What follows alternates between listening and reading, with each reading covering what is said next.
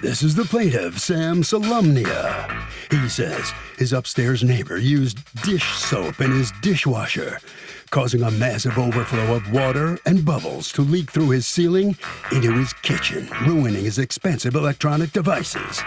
His nasty neighbor refuses to acknowledge the severity of his damages, and he's here in the good name of justice, seeking the $2,500 he's owed.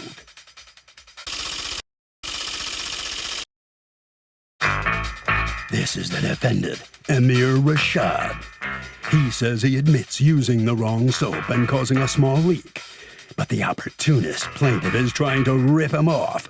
He won't show him any evidence of ruined expensive electronics. The guy's making it all up to cash in, and shame on him. He's accused of bubbling up a lawsuit.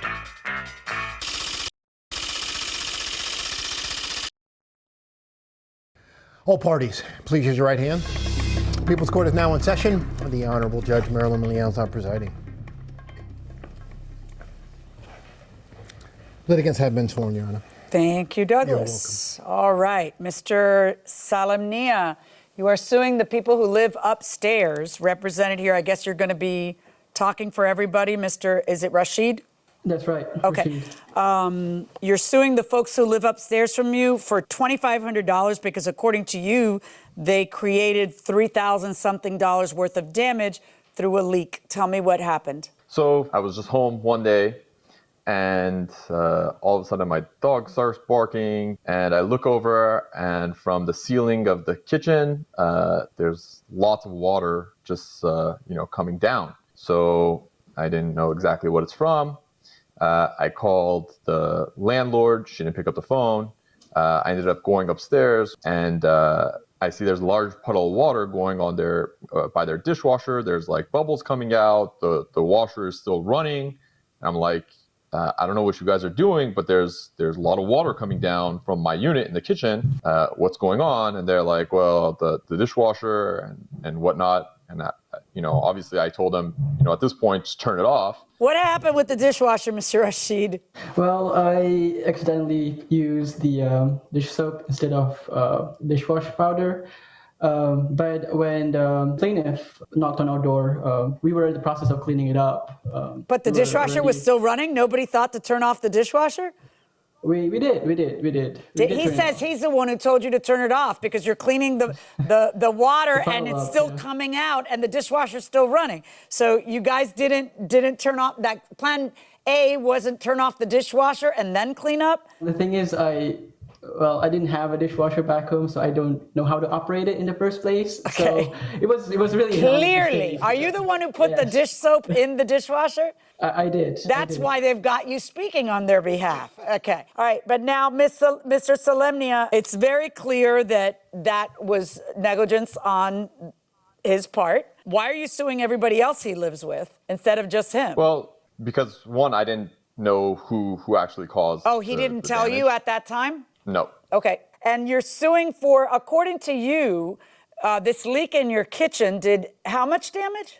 In total, it was $3,000 and change. But I have long story short, the way that No, I don't like long stories being short. I want actual proof. You're saying that a leak in your kitchen caused $3,000 something of electronics damaged? All your electronics happen to be right under the leak? Well, it wasn't just electronics, but yes, Exactly what was damaged? So there was 2 wireless cameras. There was. How are 2 wireless cameras right under the leak? A lot of my stuff is just out. Like you can. I don't listen. I've had leaks. I know what leaks are. All right. I've also been doing this job for a lot of years. I'm trying to understand how there's almost $4,000 of electronics right under the leak that was immediately solved. Instead of a bucket, normal people put a bucket. They take the electronics that are $4,000 of electronics that are magically in the kitchen, get moved immediately when they see what's happening, and a bucket goes underneath there. So how is it? I'm going to need to see proof that there was $4,000 worth of damage. Okay, so that's not a problem. It appears to be because I don't have any. How are you going to show me the proof? So once I had these damages, I sent a message to the people upstairs, and I was like, look, you guys clearly caused this damage. I have this letter from the landlord. They that asked says to see, this is yeah, due to that part's negligence. not in dispute. They asked to see proof of $4,000 worth of damage. They asked to go there and be able to see it. And what did you tell them? So I told them that once you reimburse me for these items, I'm happy to give them all to you. You guys No, can do that's whatever not you the, please with no, them. no, no, no. See, this is not. It says that. It says that in the email. You're not, no. Alice, this isn't Alice in Wonderland, sentence for judgment first, trial later. You first are in a position where they need to know that you're not just capitalizing. So they need to know, hey, there's really 4,000. Oh my gosh, every piece of electronics he owns was right underneath where the leak is. They would have to see that. So they asked to see it, and your answer is, you pay first, and then I'll give it to you. Why wouldn't you just show them? Look, this is broken, and look, this is broken. I sent them pictures actually. How do you see in a picture that something isn't working? Can you tell me that? Let me tell you how people prove that something has been broken.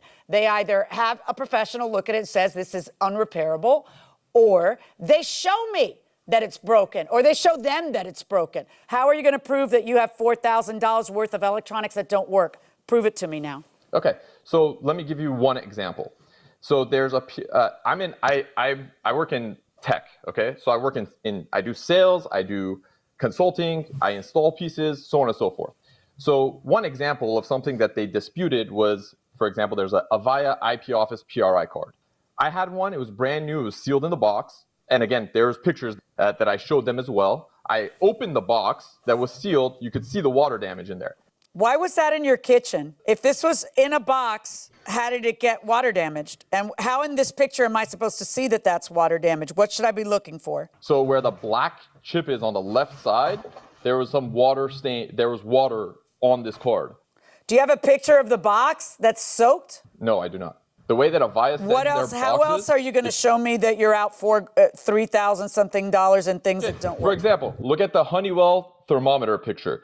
You can clearly see all the water stains that are on the item. I guess those could be water stains. This is a little tougher. Do you have a picture of the actual leak? I think the only pictures I have are from after the fact. So there's Is this some the of the leak? water stain that you can see. Is this That's the leak? some of the water stain. That's some of it. Has your landlord fixed this damage? No, they actually have not fixed any of the damage. What do you say was under that leak? So there was a Avaya IP Office card. Right. That was about $896. Oh, that's the There big was one. So I would expect you to have some evidence that that's damaged. Until you install the card, you can't tell if it's damaged or not. But Well, then how are you going to collect $900 in court saying it's damaged? Well, that's like me saying, okay, I'm going to sell you a cell phone. I know it's been water damaged, but right now it's working fine. But if it doesn't work in a month or 2 months or 3 months or whatever, well, I'm not going to be responsible. And, I can't do that to my clients. I'm not going to sell you something that I know has been water damaged. It's just wrong. It's unethical. So, and the second piece How do I know it's water damaged? How do I know? See, here's the thing. Let me explain to you in case you're not picking up what I'm putting down. I got to make sure you're not an opportunist, right? I've got a list that you tell them, and then I have a different list you tell the insurance company. The insurance company, you have such a high deductible that the insurance company figures it's easier to get rid of you writing an $800 check than it is to litigate with you what got damaged and what didn't. So the insurance company writes you an $800 check. And now you're asking that your deductible, $2,500, be covered by them. It's easy. I just need proof that stuff is damaged, because I cannot, just because you say so, order them to pay you all this money for this stuff. You've got to be able to prove to me that it doesn't work. What else besides a $900 card happened to be under the leak? Go ahead. Okay. By the way, when you saw the leak, did you move all your electronics out of the way before you ran up? Yeah, I mean, once I saw the leak, I moved some of them. I didn't move everything because I wanted the landlord to come see, because I thought this was a landlord issue. I had no idea No. You left your stuff under the leak then? So you left electronics under the leak while you went upstairs to tell them what's going on? Whatever was already wet was already wet. I mean, if it's already wet, it's wet. So it doesn't matter if it gets drenched or it's half wet. If it's wet, it's wet. Did you ever send them invoices, Mr. Solemnia? Yeah, I sent him a demand letter. No, and I listed out each piece. You keep thinking that when I ask for evidence, I mean, did you say something? Right. See, you think when you say something, it's evidence. They asked for invoices. That's evidence. Did you ever send them invoices? No, I don't have any invoices. You don't have a single invoice? When I asked if you had proof of the cost, you said, absolutely. What are you doing? Just going to the internet and pulling things off the internet? You don't have one single invoice for this, and yet it's for resale? When I resell items, I make a profit on them. So I don't go to my customers and say, oh, well, I bought this for $500. Now I'm selling it to you for $1,000. Mr. Solemnia, you would have to go to the tax man and tell the tax man that, right? You buy it for X, you sell it for Y, you pay taxes on the profit. So you would have the invoices of having just bought these things if they were brand new. Well, like I would have say. my credit card receipts. Fabulous. Yeah, I can. You won't give it to them, and you didn't give it to me. You know what? I don't know that you had any water damage. I really don't, because you haven't been able to prove it. Verdict for the defendant. So the plaintiff fails to convince the judge he deserves to recover $2,500 from the defendant in this case. Mr. Solemnia, you really weren't prepared for a trial. I hope you realize that. Do you? Yeah, I guess not. I mean, I don't necessarily agree with this judgment at all. Well, you don't have to agree with the judge, but had you watched the People's Court at any time in the past, you would have known she needs proof, real proof. And you just didn't have proof. None. Zip. Mr. Rashid, if you've learned anything from this, it's how to work a dishwasher, how to load a dishwasher, right? Yes. I know. All right. Yeah, I hope it'll serve you well into the future. Good luck to you. Too. You too. Thank you very much. Okay, Harvey, what you thinking? So, Doug, in a case like this, it would be such a good idea when you see water cascading down onto your property in your apartment, take video of it actually happening. If you do it not after the fact, but as it's going on, that seems to be irrefutable evidence. I wanted to look into getting a lawyer to seek legal advice. When searching the web, I get an overwhelming amount of results. What's the best way to find a good lawyer? I'll tell you the worst way to find a good lawyer. What, the web? To just go on the internet and pick one at random like that, because that's all advertising. What you want is word of mouth. Right. And preferably if you know somebody who might know a good lawyer because they've already had a lawsuit and had a good experience. It's really...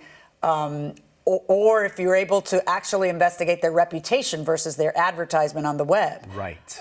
Somehow. But yes, sometimes everything in the advertisements is not really on the up and up. I mean, you might get a lawyer for a personal injury case who has advertisements about huge judgments, but maybe they weren't collected, or they were, they were just... Or maybe they were slam dunk cases. That doesn't mean the person's a great lawyer. Right, not necessarily. Right.